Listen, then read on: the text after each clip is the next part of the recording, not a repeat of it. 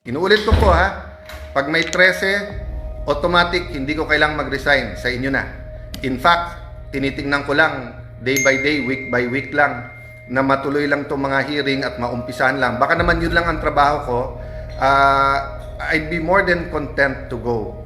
The day that God uses people to tell me na meron na kaming napili to lead us. In fact, sinabi ko na rin sa 12, gawin yung kandidato ang bawat isa sa atin dito.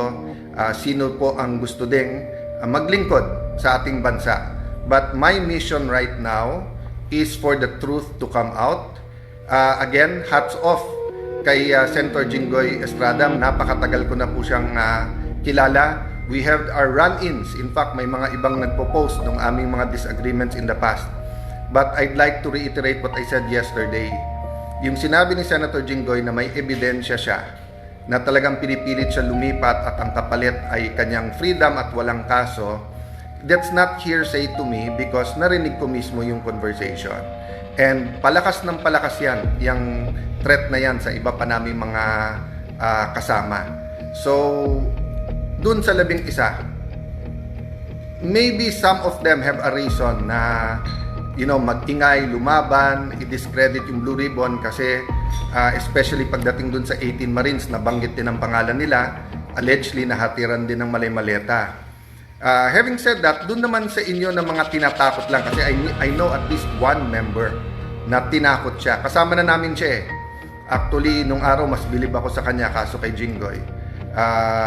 At sinabi nga niya na sama na, siya pa nga nagko-complain. Pero ngayon, nagsasalita pa laban sa amin. But at the right time, no, we'll talk about that. My point is, we will stay strong. But please pray for us kasi may individual circumstances ang bawat isa.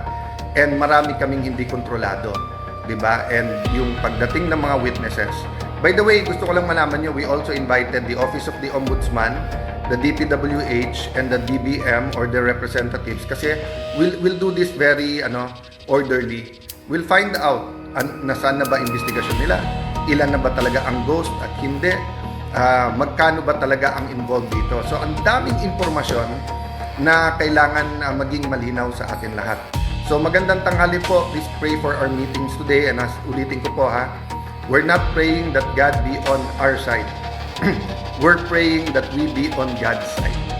And to listen and to hear the prayer, dapat may basis. And the basis is God's Word.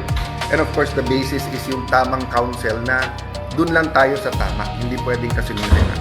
God bless you all. See you soon.